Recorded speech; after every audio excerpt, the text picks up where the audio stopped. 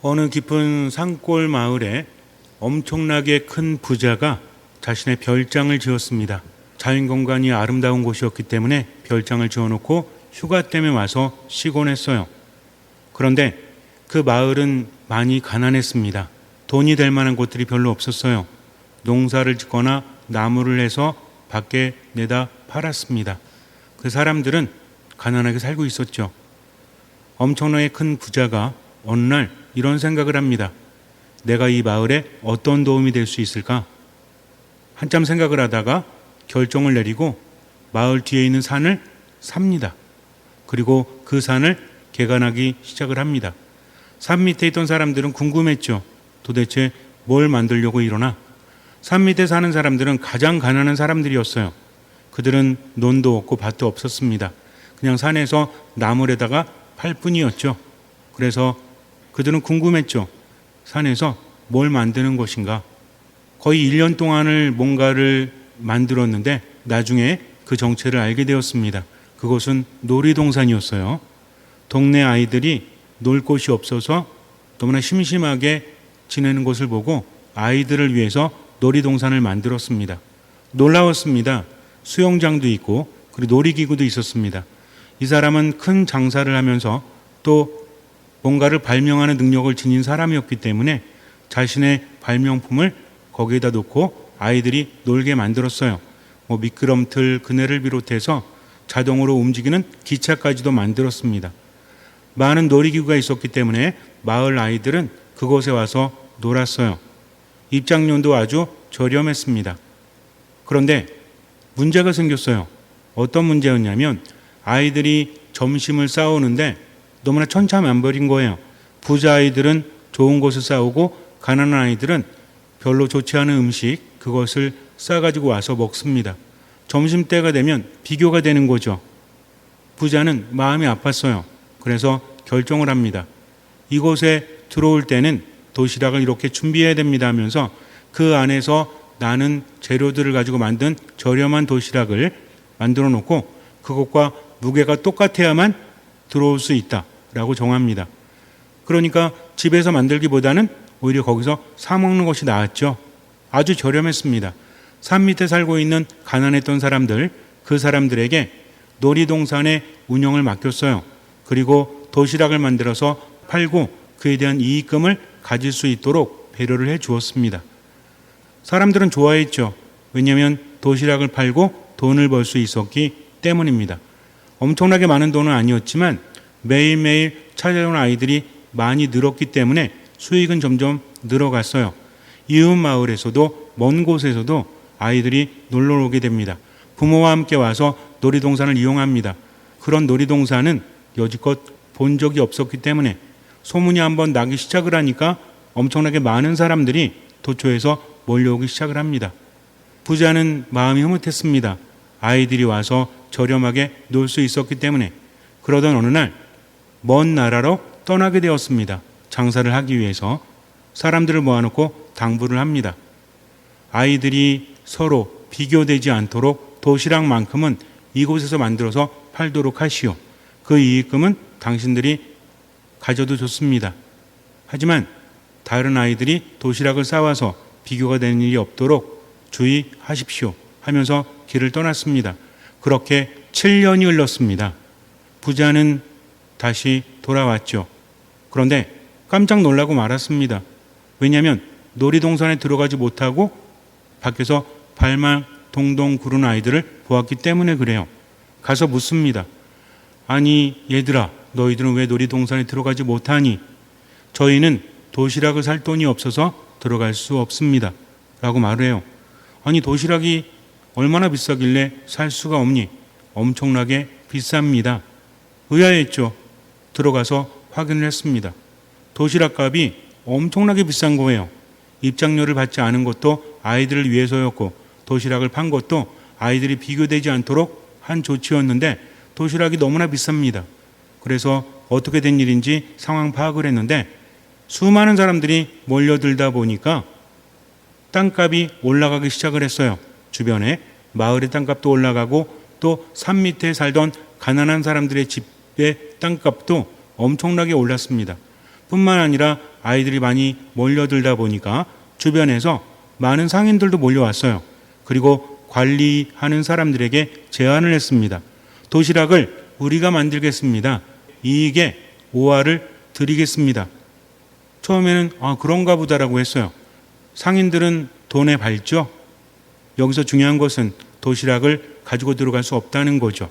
무게가 똑같지 않으면 가지고 들어갈 수 없기 때문에 늘 무게를 다르게 만들었습니다. 안에 들어가는 재료를 최고급으로 썼어요. 나중에는 외국에서 수입한 것도 들어가기 시작을 합니다. 가격이 엄청나졌죠. 이익이 많아집니다. 요즘에도 그런 현상이 일어나고 있죠. 뉴스에서 보면 정유사들이 돈을 많이 벌었다죠. 기름값은 되게 많이 올라가가지고 우리는 고생했는데 누구는 흑자를 봤어요? 정유사들은 엄청나게 많은 흑자를 보았다고 합니다. 바로 그런 이유겠죠. 이 사람들은 돈 맛을 알기 시작을 합니다. 자기들의 집값이 올라가고 예전에 너무나 가난했던 시절은 이제는 기억도 안 나요. 집값이 올라가고 도시락값이 올라갈수록 수익이 많이 생긴다. 여기에 집중하기 시작을 합니다. 처음에는 너무 비싼 거 아닌가 라는 생각을 하다가 돈 맛을 보니 비싸도 좋은 거죠. 어차피 사 먹어야 되니까 도시락을 싸가지고 들어갈 수 없기 때문에 울며 겨자 먹기로 도시락을 사 먹었지만 너무나 비싸니까 먹지 못하는 아이들은 들어갈 수가 없었던 것이죠. 굉장히 화가 났습니다. 그래서 불러서 말을 해요. 내가 도시락을 가지고 들어가지 못하도록 그렇게 조항을 까다롭게 만든 이유는 아이들이 비교되지 않도록 여기서 나는 싼 것을 가지고 당신들이 돈을 벌 수 있도록 배려해 준 것인데 당신들은 그 뜻은 망각하고 똑같은 중량의 도시락만 가지고 들어갈 수 있다는 법만을 강조했으니 너희는 이제 이곳에서 일할 수 없다 하면서 쫓아냅니다. 사람들은 아쉬워했죠. 그리고 용서를 청했지만 주인은 용서하지 않습니다. 그래도 집값이 올라갔기 때문에 이 집을 팔면 많은 돈이 생긴다 생각을 했어요. 그런데 그 다음날 그 놀이터는 문을 닫습니다. 이제는 더 이상 운영하지 않습니다 하면서 주인은 떠나버렸어요. 땅값도 떨어지겠죠. 다시 그들은 가난하게 살 수밖에 없었다는 이야기가 전해지진 않습니다. 제가 만든 얘기이기 때문에. 율법이라는 것은 인간을 위한 거죠. 율법에는 뭐뭐 해야 된다, 뭐뭐 하지 말아야 된다. 600개가 넘는 조항들이 있습니다. 그런데 그 이유는 무엇입니까? 율법이 까다롭기 때문에 율법학자들은 율법을 연구하고 바리사이들은 그대로 율법을 살아갔던 사람들이죠. 하느님 안에 머무는 사람들, 이스라엘 백성들이 볼 때는 그랬습니다. 율법학자는 하느님의 말씀을 전해주는 사람들이었기 때문에 당연히 존경을 받았죠.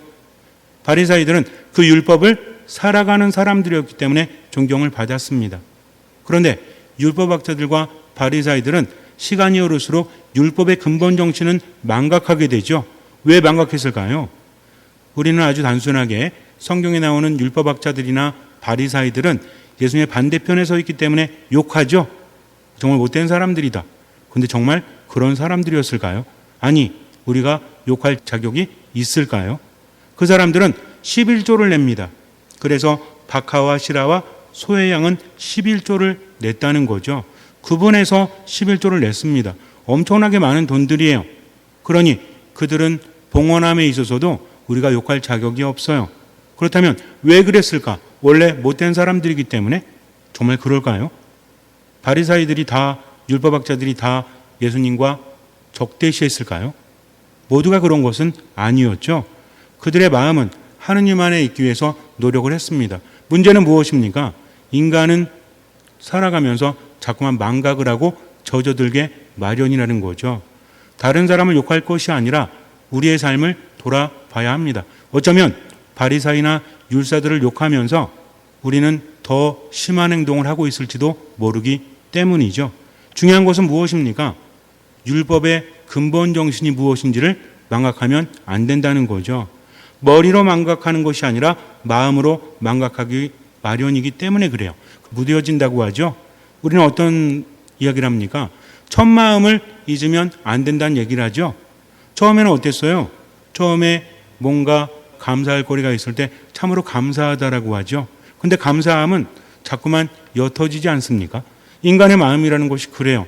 그래서 원수는 돌에 새기고 은혜는 물에 새긴다는 말도 있죠. 고마운 마음이 얼마나 유지되죠? 어떤 사람이 나에게 고마운 일을 해줬어요. 정말 감사하죠. 근데 그 고마움과 감사함은 며칠 만에 사라지죠. 재본 적은 없지만 원한에 비해서는 빨리 사라지지 않습니까? 어떤 인간이 미워요. 어떤 인간이 싫어요. 나에게 상처를 준 인간, 그에 대한 사무치는 원한은 얼마만큼 있으면 사라지죠? 안 사라지죠. 참 인간의 마음이 그런 것 같아요. 그래서 율법이라는 것이 하나님의 뜻을 담고 있음에도 불구하고 율법을 연구하고 율법을 살고 율법을 가르치면서 그들은 중요한 것을 잃게 됩니다. 자기들이 높아지는 거죠. 나는 율법을 가르치는 사람, 나는 율법을 연구하는 사람, 율법을 살아가는 사람. 그런데 너희는 그렇게 살아가지 못해? 하면서 지적을 합니다. 지적은 높은 사람이 낮은 사람에게 하는 거죠. 그러니 자기도 모르는 사이에 점점 높아집니다. 내 말을 들어야 되고 또 내 힘이 적용되어줘야 돼요. 나를 반대하는 자들은 마음에 들지 않습니다. 하느님의 율법을 지키지 않는 자들, 그들에게는 돌을 던져야 돼요. 그런데 그러면서 정작 중요한 것을 잃게 됩니다. 큰 부자가 놀이터를 만든 이유가 뭐였죠? 아이들을 위해서, 그리고 그들에게 일자리를 제공해 주기 위해서. 도시락을 만든 이유는 무엇이었습니까? 도시락이 비교되니까 아이들 마음이 상하지 않도록 거기에서 만든 도시락과 똑같은 무게의 도시락만 가지고 올 수 있다라고 하니까 그런 거 만들기가 어렵지 않아요? 그래서 사 먹은 것 뿐이죠. 원래는 값싼 재료로 사람들이 만들어서 팔았습니다. 상인이었기 때문에 다 알았겠죠. 점점 늘어날 것을 알았어요. 놀이동산에 찾아오는 아이들과 또 그 부모들, 가족들, 이들이 도시락을 사 먹게 되면 판매량은 증가하겠죠. 그래서 그들은 먹고 살 거리가 생기겠죠. 하지만 여기에서 이익이 생기다 보니까 그 주인이 원했던, 부자가 원했던 뜻은 망각하게 되고 어디 집중합니까? 자기들의 이익에 집중하게 된 거죠. 그래서 도시락과 똑같은 중량의 도시락만 가지고 올 수 있다는 그 규정을 어떻게 적용했습니까? 자기들의 부를 쌓기 위해서 적용했다는 거죠. 이것은 우리에게 묵상거리를 줍니다. 나는 과연 어떤가? 하느님 안에 머문다고 하면서도 하느님께서 우리에게 원하시는 것 무엇이죠? 모든 율법과 계명의 골자는 무엇입니까? 중심은 뭐죠? 서로 사랑하여라. 사랑이라는 건 뭐죠? 그 처지를 이해해주고 뭔가 도움을 주고 베풀어주는 거죠. 그런데 내가 점점 커지고 내 것이 많아지면 다른 사람에게 주기보다는 가지려고 하잖아요. 눈에 보이는 것, 눈에 보이지 않는 것. 이것을 우리가 잘 구분해야 됩니다.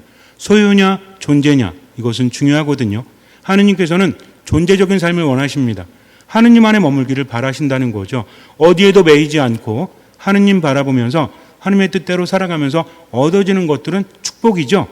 그런데 내 소유를 위해서, 이 소유라는 것이 물질적인 것만 말하는 게 아닙니다. 이것은 여러 가지 의미를 담고 있어요. 소유는 나죠, 나. 내 영향력, 그리고 내 자리, 이런 것들이 점점 커지면 됩니까, 안 됩니까?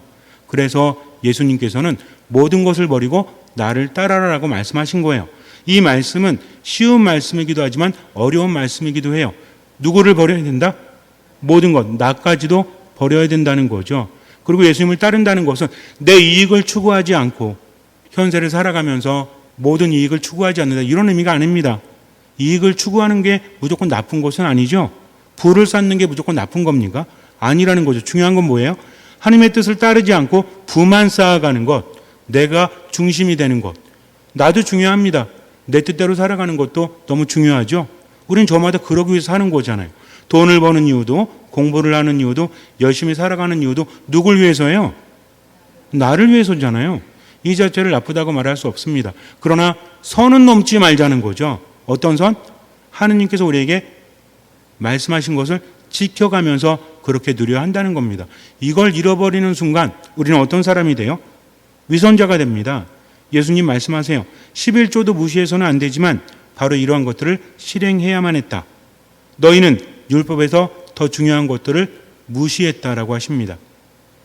박하와 시라와 소의 양의 11조도 중요합니다. 그러나 그 안에 숨어져 있는 의미가 있죠. 의로움과 자비와 신의, 이것이 하느님께서 바라시는 거죠. 눈먼 인도자들이라고 그래요. 이들의 죄가 큰 것은 자기들만 잘못 산 것이 아니라 사람들도 잘못 이끌었기 때문이죠. 그래서 뭐라고 하십니까? 너희는 작은 벌레들은 걸러내면서 낙타는 그냥 삼키는 자들이다. 어떤 규정을 적용함에 있어서 그걸 지키느냐 지키지 못하느냐는 굉장히 중요하게 보면서 목적은 무엇이다? 큰 것들은 무시하고 있다는 거죠. 무엇을 위해서? 이게 중요한 겁니다.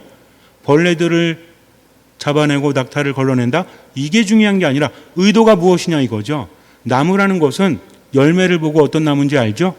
좋은 나무인지 안 좋은 나무인지는 그렇게 알지 않습니까? 아무리 이쁜 나무라고 할지라도 열매를 제대로 맺지 못하면 의미가 없다는 거죠. 우리가 어떤 행동을 할 때 가장 중요한 것은 의도죠. 결과라는 것은 의도를 담게 돼 있기 때문에 그래요. 그들이 왜 사람들을 핍박하고 옥죄였죠? 하나님의 뜻을 실천하기 위해서 자기들이 커졌기 때문에 의식하지 못하는 사이에 자기들을 높였기 때문에 그렇게 되었다는 겁니다.